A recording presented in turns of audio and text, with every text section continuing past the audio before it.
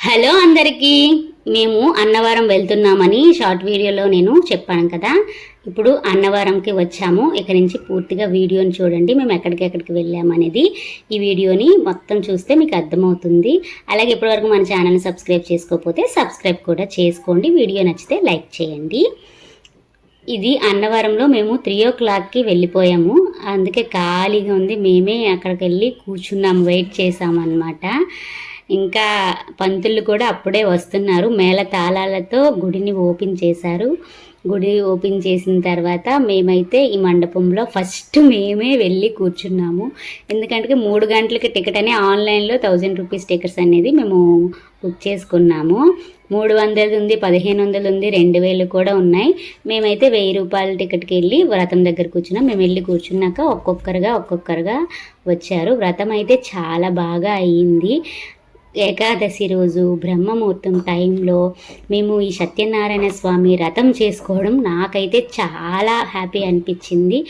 మేము ఉన్న రూమ్లో ఆ సత్యదేవుని ఫోటో ఇలా పెట్టారు.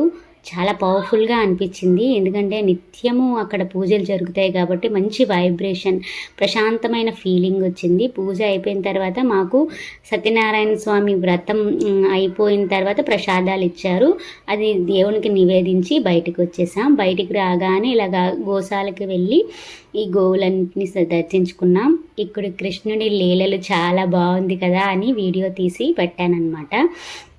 ఇంక ఇదంతా అయిపోయిన తర్వాత కృష్ణుని గోశాలలో ఉన్న కృష్ణయ్యని కూడా దర్శించుకున్న తర్వాత ప్రశాంతంగా ఒక దగ్గర కూర్చొని మా వారు నేను మాకు 2 పొట్లాలు ఇచ్చారు నైవేద్యము. ఆ నైవేద్యమే టిఫిన్గా భావించి తినేసామన్నమాట. ఇంకా మార్నింగ్ టిఫిన్ అయితే ఏమీ చేయలేదు. టిఫిన్ మొత్తం సత్యనారాయణ స్వామి అనగానే నాకు ఈ ప్రసాదమే గుర్తొస్తుందండి. ఆ ప్రసాదం మంచిగా తినేసాను. ఇంకా కొండ దిగిపోయి పాదగయ పిఠాపురం బయలుదేరాము.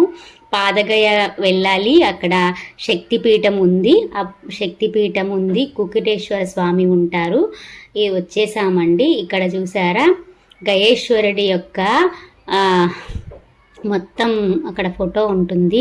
నీటిలో కోనేరులో ఉంటుంది. బ్రహ్మ విష్ణు మహేశ్వరులు మాకు అక్కడ దర్శనమిస్తారు. చుట్టూ శివలింగాలు ఉంటాయి. ఈ శివలింగాలని చూసుకుంటూ వాటి మీద మన నీళ్ళు కూడా వేశాను. షార్ట్ వీడియో మీరు చూస్తే మీకు తెలుస్తుంది. షార్ట్ వీడియోలో కూడా కొన్ని అప్లోడ్ చేశాను. ఇక్కడ ప్రత్యేకంగా 3 దేవుళ్ళు మనకి దర్శనమిస్తారండి.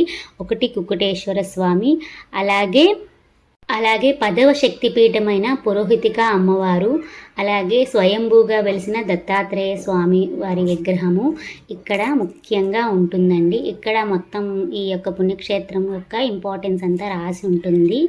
చాలా చాలా ప్రశాంతంగా ఉంటుంది. మేము ఈ టెంపుల్లో మినిమం ఒక 5 గంటలు టైం స్పెండ్ చేసాము.